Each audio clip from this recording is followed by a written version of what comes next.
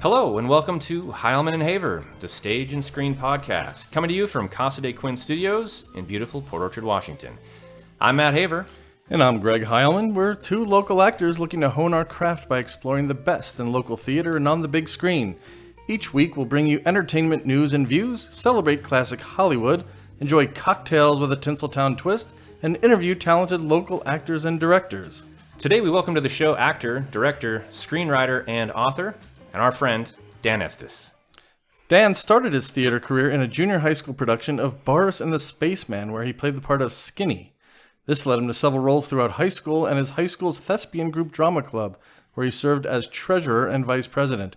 After high school, Dan took a hiatus of almost 20 years from the stage, but his second career started with a small role in Gypsy, which snowballed into being involved in over 75 shows, about 20 as director.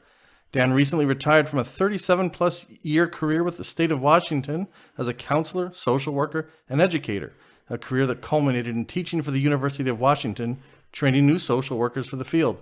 Dan has adapted 2 movies and 1 book into plays, one of them Alfred Hitchcock's The Trouble with Harry, which has been produced in 4 states, most recently in Tampa, Florida, and he is currently working on an abridged version of Our Town by Thornton Wilder. Dan's most recent writing project is a book entitled The Trump Who Stole Murica, a political parody he hopes to release in October. Dan, welcome to the show. Oh, thank you. Welcome. Glad you're here. I'm glad to be here. So we've both worked with Dan in the past, me for a very short time, Yeah. before COVID hit. Very short. Very short, Greg. I think I've known you, Dan, for 4+ years I believe so. since I auditioned for the Grumpy Santa Claus in Christmas Story. Yeah. But we've worked together in Rumors. I think that was the only play we've done together. Yes, where I played I would Ernie beg to the... differ because I think we were also both actors in a couple of shows, at least one Yes, that is true. That is true. I'm thinking just from the direct. We were Pippin. We were in Pippin together. We were in Pippin together. We were also in the one that Jan adapted from Yes. and neither one of us can remember the name of it. The Beginner's Goodbye. The Beginner's Goodbye. Thank you, producer Quinn, for the save. Quinn for the save. Yes. And of course, I was really looking forward to working together with Yeah. in Little Shop of Horrors. I That was was cast exciting. as Orin Scrivello, the sadistic That would've been dentist. fantastic. Oh man, you're telling me. And then everything came falling down on top of us. That's We'll get to that a little later. So, Dan, tell us what first inspired you to take up acting? Well, as I pointed out in my bio, the very first play I did was in junior high school. It was in a classroom of acting, speech class, basically. And I don't think I ever really wanted to get up in front of anybody. I was actually kind of a shy kid, but I kind of found a passion there. And when I went on to high school, I just started doing everything theater, and I really fell in love with it. And I pointed out in my bio that I had a hiatus of about 20 years because I got a job that was a swing shift job. You can't do theater in a swing shift job. And I loved the job, and it paid well, and so I stayed with that for about almost 20 years, and then came back to it when I moved out here.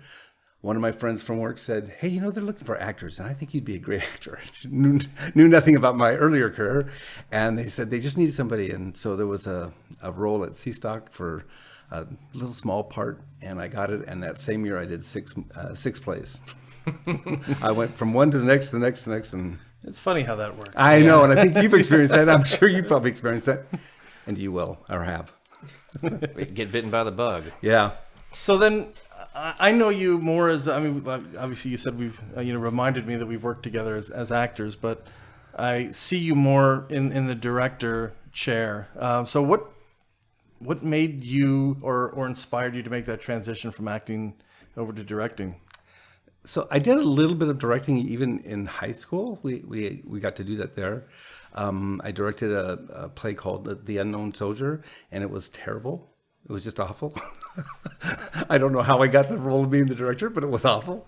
And I did a couple other things that were probably just about that same level. But I liked being behind the scenes more than I did in front of this stage. I do the stage stuff because it challenges me, but I love being behind the scenes and creating.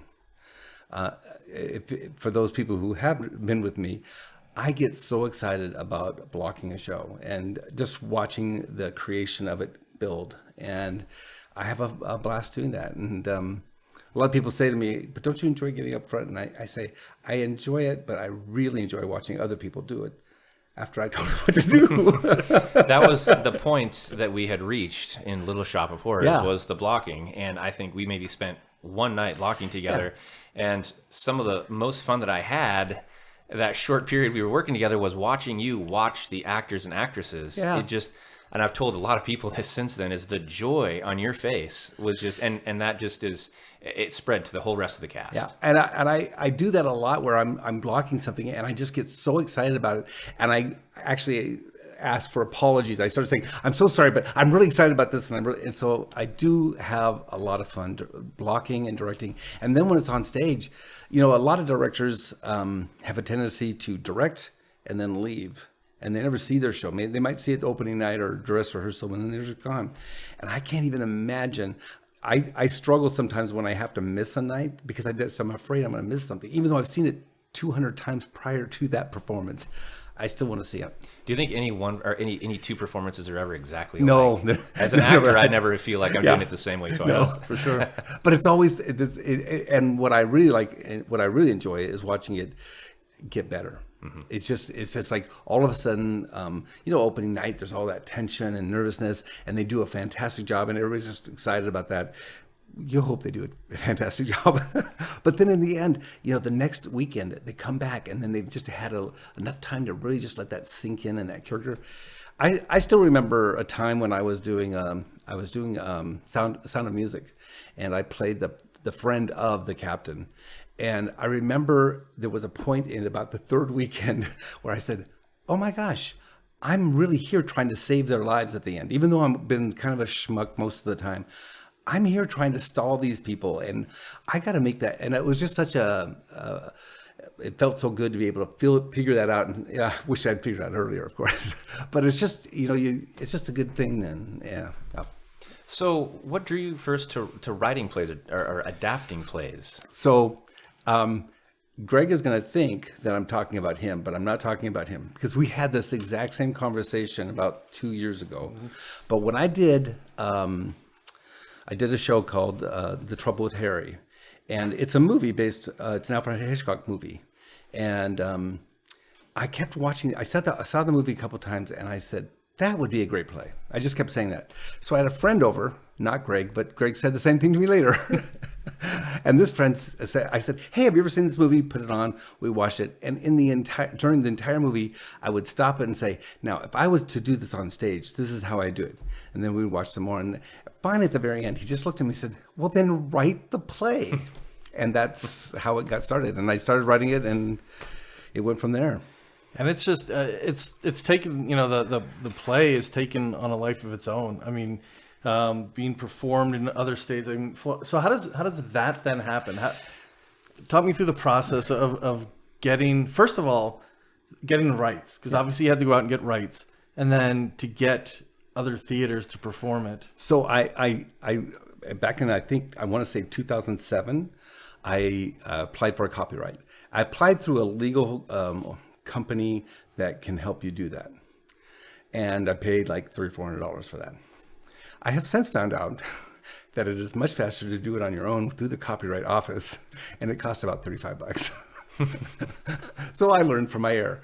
2 years later, they told me it was going to take about 2 years, and 2 years later, I finally got a letter from them saying, are you still wanting to do this? And I said, yes. And then about a month after that, I got a letter from the copyright office and I was thinking that they were going to say, well, we have some concerns because it's owned by somebody else. And they just, and I acknowledged that in my copyright. And they said, yeah, you can have it. It's yours. And it was like that one cost me $300. But when I did my next one, I just went through the copyright office and paid $35. And 2 or 3 weeks later, they sent it to me. And then did you solicit that out to other theater groups, or did kind of word So get what around? happened was word got around. Other people like Greg, but out of the state, not in the state, I mean.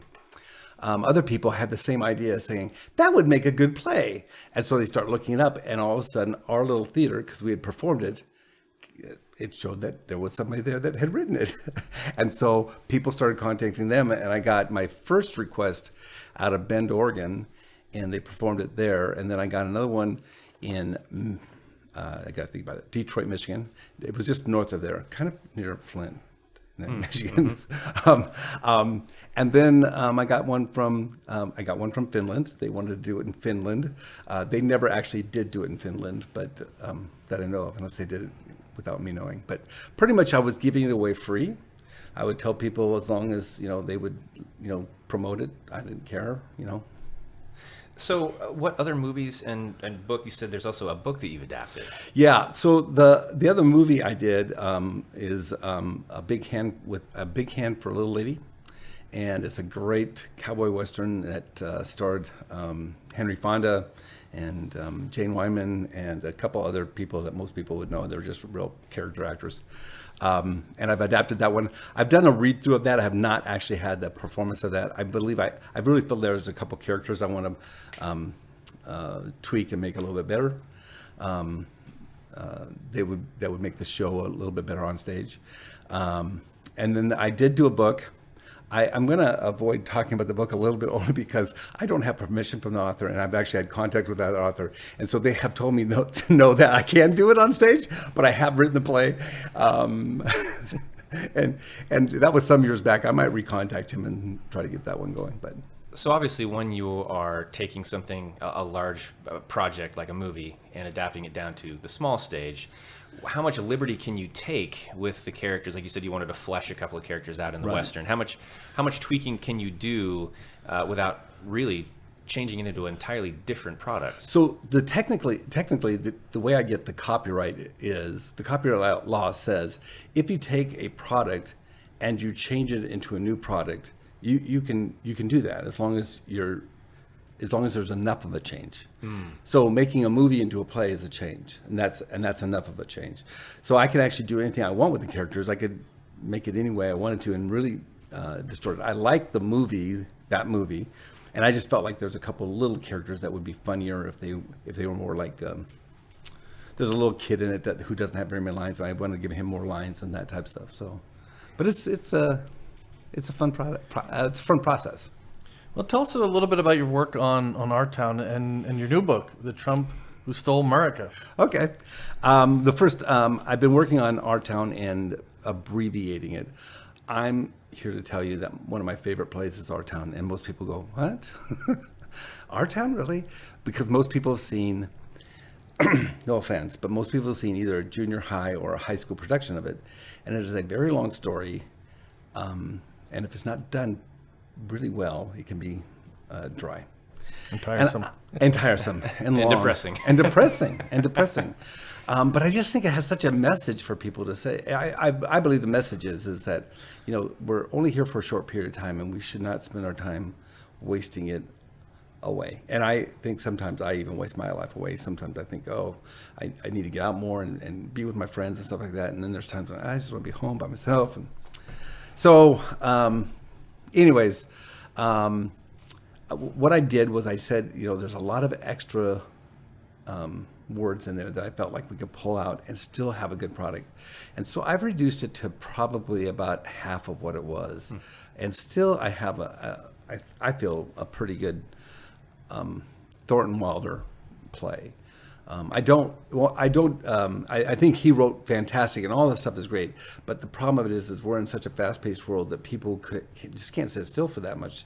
And I just felt like, I kind of ran into a little bit of a roadblock with that because I've contacted and I've actually done some research, and Thornton Wilder still owns the copyright to that. So I don't know if me abridging it makes it enough for the copyright people. They might say, no, that's still his work because you're using all his lines. Which goes back to your question about how much can you change or should you change? Yeah. I could, So it's kind of a fine line. And again, I've done The Trouble with Harry, and it's been produced in 4 states now. And I have not had any problem with that. But at any time, somebody could come and say, hey, that's ours. And then and anybody can sue anybody in these days. So, I mean, somebody could sue me and say, hey, and it could get in litigation, and I couldn't, But I made no money on it, so it's really nice. I can easily say, yeah, you can have everything I earned off of it. Yeah. There it is. So you're known for comedies, directing comedies Yes. locally. What drew you to? And I'm a Hitchcock fan, but I haven't seen that particular film. Is it a little darker? I've seen that there's some comedic aspects to the film, but what drew you to maybe a little darker material? It actually was not well accepted by the community, especially Alfred Hitchcock people, because it was a comedy more than a suspense. I thought it was very funny about a dead body whose several people think they killed, and nobody knows who killed this guy, and they're trying to bury it, and every time they bury it, they realize they have to unbury it. So in the movie and in my play, he's buried 6 or 7 times and then brought back up to be cleaned up and try to figure out what they can do, and then he's buried again. It's I think quite humorous and kind of a little bit of dark humor, but it's not too dark. Dead bodies coming back to life, kind of like the political process we're currently seeing unfold out there. So we took a rabbit trail, but we definitely want to hear more about the Trump who stole Murica. Murica, yeah. The Trump who stole Murica is a book I had the idea of about 1.5 years ago. And of course, I was working at that time. And then when I ended up retiring, I said, I really should start doing something about that. Well, 3 months ago, I finally started doing something about that. And I basically borrowed the idea from the Grinch Who Stole Christmas, and I just kind of did some maneuvering, and I made a parody of the Trump Who Stole America. So it's in Dr. Seuss style, rhyming yes. style, and instead of the who's, they're the theys, all the theys down in Theyville. Greg's read it. I've read it. It's hilarious. It is a funny and a quick read. And our associate producer Quinn has read it as well. Yeah, it would make a great audiobook. Yeah, well, I think you might need to get it illustrated too. Yeah, I was thinking Samuel Jackson as a reader, or maybe Samuel Jackson. I think I'll go with that one. I like it. So, what has been your with COVID and the shutdown and that? What has been your biggest challenge theatrically, and what are you looking forward to when things open up again? Well, Matt made a statement at the beginning, and just the idea that he and I were ready to do Little Shop of Horrors, and that got canceled, and we probably were in maybe the fourth week of I think at least a month in. Yeah, a month yeah. into There was definitely momentum. So we were, and it was looking like we were going to have a good production. We had a great cast, and then the idea was, well, maybe we can hold off until this time, and then this time, and then finally it was like, we can't hold off any longer. We got to just call it Nix, and that's a really hard thing.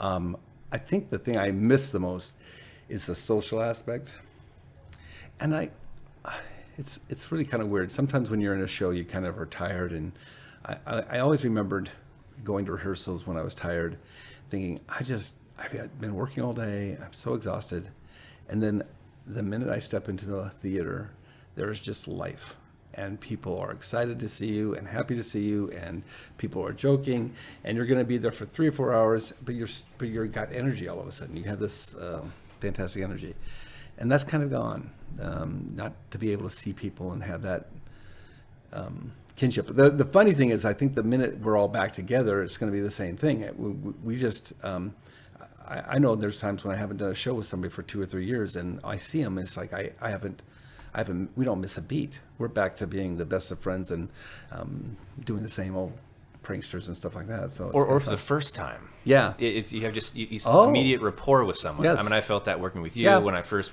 stepped on stage with Greg. It's like, these are my people here. Yeah. And community theater is so. I will say this about Kitsap County: it is so friendly amongst the theater groups, in my opinion. I've been in other areas where there's sometimes contention between theaters, like you can't act over there if you're acting over here type thing, and that's just never seemed to be a thing in Kitsap County. So I think we can all identify with all those sentiments. Absolutely. Absolutely. So when we come back, we'll have our segment called In the Mix, where we're going to brew up a cocktail related to Dan and some of the things he's been working on. So stay tuned for that. We'll be right back. And now it's time for a segment that we like to call In the Mix, where our resident mixologist, Mr. Heilman of Heilman Haver, will be preparing a special cocktail in honor of our guest, Dan Estes, and one of his favorite playwrights, Neil Simon. Greg, what are we enjoying tonight? Well, tonight, first of all, Dan has made a name for himself directing comedies, and specifically Neil Simon comedies, things of that ilk. Having started one myself, Rumors, thoroughly enjoyable experience, I should say, and a wonderful play. But in honor of the Neil Simon experience, tonight we're drinking The Sweet Charity. And if you want to make this at home and kind of drink along to this, this is 2 ounces of rosé wine, half ounce of elderflower liqueur, a little bit of soda water, and about 4 to 6 raspberries in a wine glass. So if it sounds good to you, it is good. I think we can all agree on that. Take our word for it. A little bit. Cheers, gentlemen. Cheers to our guest, and cheers to Mr. Simon. So, Dan, what first drew you to Neil Simon plays? I think I would start off by saying I am drawn to comedy. I enjoy comedy a lot. I enjoy watching it get on the stage, and I think one of the best parts about comedy is that not only do I get to direct, but I get to collaborate with people. I think that I'm funny, but I think other people are really funny. And I get with people, and there's nothing more fun than being at a rehearsal where we're laughing till the very end. And that's what seems to happen when I do comedies. I do like the serious play, like we talked about earlier. I'm working on an abridged version of Bartown, but I do that because I think it helps me emotionally, and I can feel that. But working with people on comedy is my thing. And Neil Simon, it was kind of really of a fluke. I picked four Neil Simons in a row. Every year I did a Neil Simon and didn't even realize I was doing it. I just didn't even think about it. And then all of a sudden, yeah, I do like Neil Simon. He's got some good stuff there. So, what's your favorite show? Neil Simon or just any? Neil Simon. And Neil why Simon? is it Rumors? And why? I think actually of Neil Simon's plays, I think Rumors is one of my. Actually, no, I'm sorry. Rumors is my second favorite. I think Fools is such a fun play, and it's such a simple theme to it, or the idea behind it. And I just love that. So, but I'll give Rumors a good high five for the second place. How about you, Greg? As far as Neil Simon. Simon. I have a special place for The Odd Couple, I think. I hadn't seen the play. I grew up with the show, the television show. But I think the first time I saw the play was when you directed a few years ago, Dan. And it's really entertaining. I mean, it's the interaction. And that's the great thing I think about the Neil Simon plays that I've seen, that the ensemble interaction, not just between, Felix and Oscar in The Odd Couple, but the poker buddies, and in Rumors, there's everybody in this house together, and just this interaction that's just crazy and really out there. It's just it's super entertaining and just really funny. To add to that, it's like each character he develops is their own story. Mm-hmm. And you get to see it as it plays out. And there were 4 couples in that play, Rumors, and each one of them had highlights that just made if they were not in the show, the show would just fall apart. I think Neil Simon built great characters. I think we would make a great odd couple. Potentially. Yeah, Felix and Oscar. Oh, yeah. It's on my bucket list. It is my absolute Oscar. I'm a Walter. I'd have to be Felix. But Walter Matthau is a god. Yeah. See, I saw them. Actually, the first minor introduction to The Odd Couple was The Odd Couple 2, which was made actually I think in the late 90s, and Walter Matthau and Lemon reprising their roles, and they're a lot older, and it's their children are getting married, and they set off on a road trip, and it is one of the just gut-busting funniest movie I've ever seen. Have not seen that. It is hilarious. I will loan you my copy. There is a female version of it, which I saw in Bremerton at a little theater that has since closed down. And it was fantastic. And so I don't know if you remember, in The Odd Couple there are 2 girls from upstairs. Yes. In this one there are 2 guys from upstairs, and it's really well done. And so that's a good one. I was lucky enough to get to see your show, your version of it. Oh, good. On my birthday a couple years ago, so that was a real treat, and that cast was just top notch. Yeah, absolutely. So from a directing perspective, just when you're directing a show, is there any specific? This is a question we asked our guest last time, Jeffrey Bassett. Something that at a granular level in a play makes you feel fulfilled or proud. Because I mean, there's the grand scale of, hey, I'm proud that this show has come together and it's gone off and the cast is wonderful and I feel proud about that. But is there any, as a director, is there anything that you can think of that makes you just proud or sit back and just you get delight from? I think that, and so since both of you are in theater, you know, there are notes at the end of a rehearsal, and you know, you give your notes, and then the people come back, and then just to see them incorporate some of those ideas into their stuff, and then themselves building their own character from that. I mean, I think part of it's my input, but also part of it watching them develop their own character. I just love that. I'm getting chills when I talk about it because I'm kind of silly in that way. I just love watching people. I can watch a movie 3 or 4 times because I love watching them with their characters. I know they're not that person, but it's so cool to watch them in that character role. So, and so when you're directing, do you feel like you do you see your role as really actively helping to shape the character, or do you like to give? Again, we didn't get a lot of opportunity to work together. Right. And we were working with Becca as well at that time, and she was doing some of the choreography, et cetera. And so you and I didn't get to work together a whole lot, but do you give the actors a lot of leeway to build their own and create their own character? I think I do. I you know, you should always ask the other actors when they're out there, but I think there's something I'm looking for, but at the same time, I might find it just by something they're doing and not by what I'm looking for is not the right thing. I know there's been times when I've been on stage and I'm thinking, this is what I want. And then somebody else comes in and does it a different way.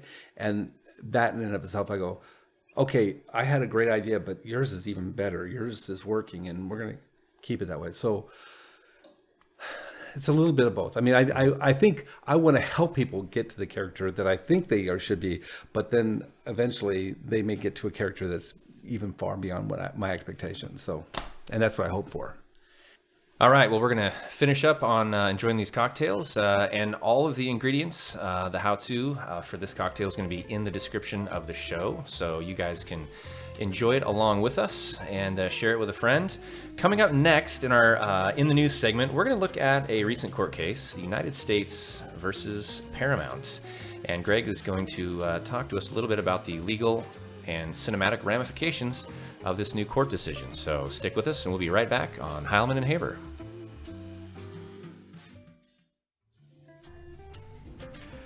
Welcome back to Heilman and Haver and the In the News section. Tonight we're going to discuss something that's been in the headlines recently, but in the context of a court ruling that was leveraged 40, 50 years ago. So we're going to talk about the U.S. versus Paramount and a little bit of history.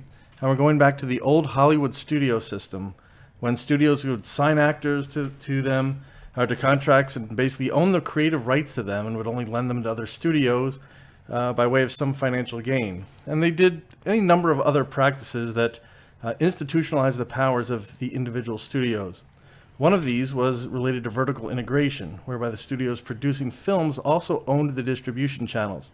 In fact, by 1945, the major studios owned 17% of the theaters in the country, which led them to be able to bully other smaller and independent theaters into things like block booking, which is the process of forcing a theater to purchase accompanying films in order to be able to show an A-level picture. Think of a studio selling Gone with the Wind to a theater, but forcing them to also purchase 2 or 3 other B films to fill out the bill, just so that they could have the ability to show Gone with the Wind. So that's just one of the oligopolist practices that they did back in the old studio system. So this led to a number of court cases, the largest being filed in 1938 by the Department of Justice against all of the major studios. But Paramount, being the largest studio of the time, was the one that was named as the primary defendant in that case. The case made it to the Supreme Court, where it was ruled that, among other things, major studios had to divest their theaters, in short, making it illegal for production studios to own the distribution chain. Of note, while the Paramount decrees stood, the Department of Justice never applied them to other media such as television or more recently streaming. And then finally, on August 7th, 2020, the Department of Justice was granted a 2-year sunsetting of the decrees. So by 2022, all of the provisions laid out in the court case will be in fact nullified. So there's a lot to digest here, but suffice it to say that in 2022, movie studios will once again have kind of a carte blanche when it comes to distribution and related practices. So given how hard the entertainment industry has been hit by COVID, the question is, do we think the studios will continue to play nice as they have been? Or is it going to be every Howard Hughes for himself? Well, it's interesting. This kind of comes at the same time that we have this release of Mulan on Disney Plus for $30 over the monthly fee for Disney Plus, and some people are really embracing this model, and other people are really, I'm just incensed reading some of the responses. I mean, all kinds of curse words about $30. I mean, how dare you charge us extra? All these other films are included in the package, but is this the new model? And is it an acceptable replacement for the old model of releasing to the theater and then maybe it goes to the Academy for an award? I mean, we've got that structure in place for so many years that this is a real change in the dynamic as consumers. And I think this is the way things are going to go. If you look at what Netflix did with The Irishman, they released it, I think, a month early in a few select theaters before they launched it to Netflix. And, well, I just waited for Netflix, and $30 for Mulan, it's going to cost me over $100 to take my family of 5 to see this film on the big screen. Others are saying, well, but what's the fun of that? I have a 60-inch television and I want to see it, in all its glory. How does this court case impact our options as consumers? Well, one thing in the context of the court case, you would bring up Mulan. So there were some calculations made based on number of Disney Plus subscribers and the percentage of those who went ahead and paid the $30. And I think the calculations came out that the opening weekend would have been equivalent to a $260 million opening. Now, keep in mind, first of all, that would have been second to, I think it was Avengers Infinity War. Right. But this is one that they didn't have to share with the theaters. Right. It's purely revenue with just the overhead of running Disney Plus. So the gross and the revenue is not that much of a difference. So we're talking about pure profit here. So in a new model, when we're looking at studios coming out of COVID and being in a recovery mode for, I don't know how many years at this point, given that they're going to have this carte blanche, will they continue to, as I asked before, play nice, or are they going to, or do you think they'll try to do some of these things to try to boost their revenue and small theaters go by the way, or however it is. So is that what you're thinking? Are you thinking that the theater is a bygone experience right now? I mean, boy, I hope not. Is that where we're headed to? And I like the theater, but I hear what you were saying too, Matt. I mean, to me, $30 at first you hear it and you think, oh, that's a lot of money. But then it's like, well, you're right. If I'd gone to the movies, even as a single person going to the movies, okay, maybe I have a date.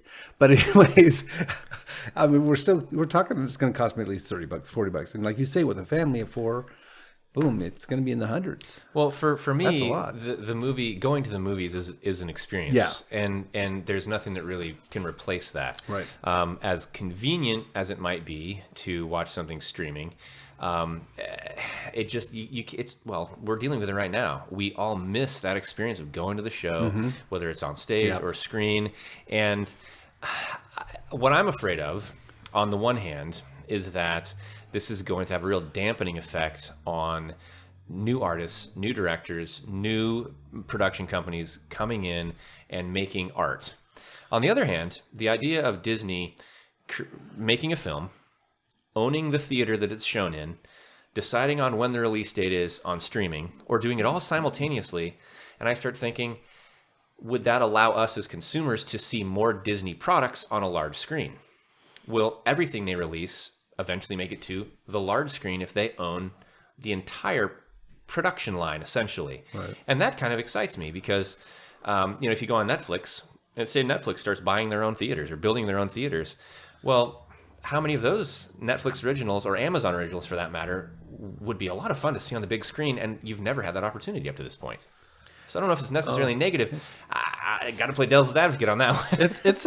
Go ahead, well, Dan. I was just going to say the question is, can you have both? Right. And that's the big question. Right. And there's a part of me that I was just when you said that with Netflix, I'm thinking, gosh, Stranger Things would be kind of cool on the big screen or things like that. So yeah, that's interesting. Well, could you have series released on the big screen? Yeah. I mean, it opens up a whole range of options. It takes us back. It takes us back. Honestly, we talked about the studio system back to the Saturday matinees. Where you'd run a serial every Saturday. That's right. Which would be, I think, a nice diversion. But I think sometimes it comes down to choice too. There's a lot who like to have the choice to stay home and watch a movie. I think Mulan. I can't think of any other film that was released because they did do a limited theatrical run at the same time. Given that of course, not a lot of theaters were open, but that was their official theatrical release date. I don't believe that. I know of any other film that was released to streaming or any other broadcast medium at the same time has been released in theaters. But you made the point that they made $260 million, and it was singularly theirs. It wasn't shared with anybody. Mm-hmm. That's a pretty good reason for them to think, oh, this is a good model we should be emulating. And the question, when they had the case. It was in the days of the robber barons, right? So you had the Cecil B. DeMilles and the Howard Hugheses, just like you had the railroad tycoons and the steel tycoons. And is business different enough these days that we can trust some of these larger studios to play nicer? That they're not going to start going because I think it's one thing where they own the theaters, but then if they go and try to squash the other theaters in the name of competition, I think that's where we start to get into this area where what led to the court cases before. Are you thinking that Disney would say these are only going to be played in our theaters that we own? That's the fear. Okay. That's the fear. And it's possible. Again, with COVID and the quarantine still being in place, I mean, we're in the midst of it still. We don't have an end date. Right. And another way to look at this might be this may be the only way that local theaters stay in business, is if they sell to a larger conglomerate, or if an Amazon comes in and buys. We have the Galaxy theaters. It's a smaller family of theaters. It's 20 or so theaters. You have local places like the Roxy, et cetera, that show second runs and documentaries, et cetera. So it may not impact them as much. But I think the fear is that those types of places would just be automatically shuttered, when in fact, perhaps someone like an Amazon, who's also building their presence locally in a significant way, come in and say, hey, we're going to purchase this theater. We're going to keep all your employees here. And maybe this is the way that movie theaters survive the pandemic, because much longer, I don't know how they're going to I don't know how they're going to reopen. I just don't see a lot of the local theaters. That's the fear, actually, really. Right. Yeah. That we would lose that part of the experience. I don't think that, I don't know about you guys, but I don't think that the viewing at home, the convenience will ever replace. I mean, it's like even, Greg and I have done a couple of Zoom shows, a couple of Zoom plays. We did War of the Worlds, we did Glengarry Glen Ross with some friends, and it was a blast. We did a live read, and we all got together, we dressed up, we did, costumes and everything.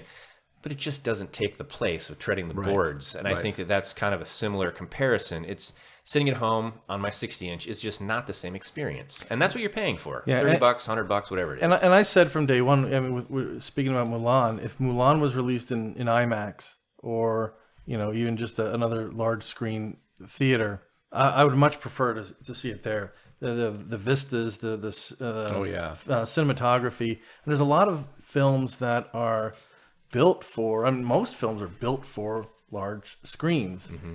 Some of the other films that you'll see on Netflix are built for the smaller screen. So I don't know. It's kind of an unknown. And I think that's the nice thing about having this discussion is we can kind of, this is something we'll probably return to as well. And it's fun to get Dan's take. And as we see this unfold, we plan to reach out to the CEO of Galaxy and some other local theaters and get some of their reaction, that's a good if idea. possible, because it will impact them. So that'll be something we kind of keep our eye on, I think. Mm-hmm. Right. So I think that's a question I'd like to hear from you out there in listener land. Given this overturning of the Paramount decrees and Mulan, what do you like the choice? Do you like the choice of having the ability to either stream or go to the theater? Will you still go to a theater to see film if that choice is available? So, I mean, will it change how you go and see film? So there's a lot of questions. You can email us, heilmanandhaver@gmail.com. Hit us up on the Facebook page or the podcast page. Links will be posted along with the show. And then we'd love to hear from you. Yeah, we'll stay on top of this one. And thanks, Greg, for doing so much research on this. It's a convoluted, multifaceted issue, and it does impact all of us, especially now that we're homebound. Oh, for sure. All right, coming up next, we have our curtain call. We're going to ask Dan some fun questions to wrap up the show tonight, and we will be right back with more on Heilman and Haver.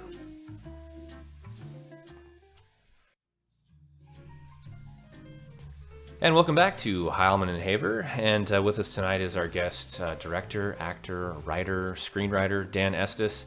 And it's time for our curtain call segment, our last segment of the evening, or morning, or midday, whatever time you're listening to this podcast, because you know what, with modern technology, you can listen whenever you'd like. We're available on iTunes, Spotify, YouTube, and soon Amazon Podcasts. So we're very excited. We're glad you're tuning in, and please tell friends and follow us wherever you tune into your podcasts.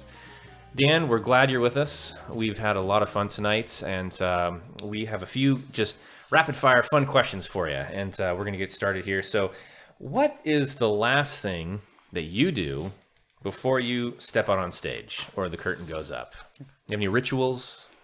I panic. Well, don't we all? That's usually the last thing. If I'm acting, I am running through my lines very quickly and hoping I have them all down, and that doesn't always happen. But no, I think I'm taking a deep breath. I usually take a deep breath. I try to relax myself. When I'm directing, I pretty much try to throw it out to my crew and let them carry the ball. I don't like having that responsibility. I like just to sit back and watch. So. But if I am acting, I'm usually backstage trying to relax and calm myself down, because I do get very nervous getting on stage, and people always say, "You look so calm," and I go, "Yeah, I'm not." That's why it's acting. Yes, that's why it's acting. All right. So if you could direct one person, alive or dead, who would you most like to work with, and why is it George Clooney? No, I'm kidding, but seriously. Matt. Yeah, we never got the chance. Because we never got the chance.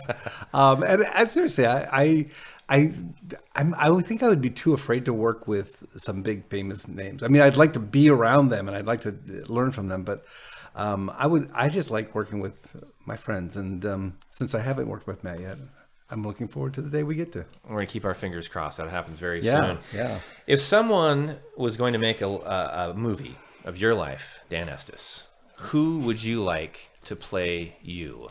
I have said this many times. Morgan Freeman. I am the greatest voice in Hollywood. Just the greatest voice, yes.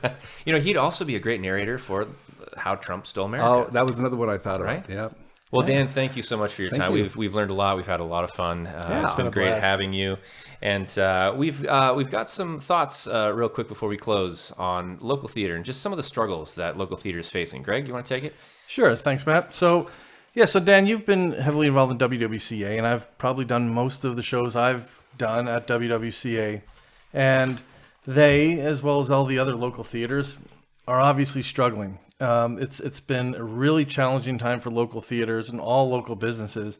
We asked just our listeners to go take some time, maybe look at the websites, Facebook pages of some of your local theaters, see if there's ways that you can help them while they're actually not putting on shows, whether it's gift cards or merchandise or something else, or just donations. Anything would help. I think we're all hoping that when we're able to get back to kind of a new sense of normalcy, that we can just jump right in and go see some live theater and some more shows and act and work together with our friends again. WWCA, for those who are not familiar, Western Washington Center for the Arts is located down on Bay Street in Port Orchard, 521 Bay Street. And it's a place near and dear to all of our hearts.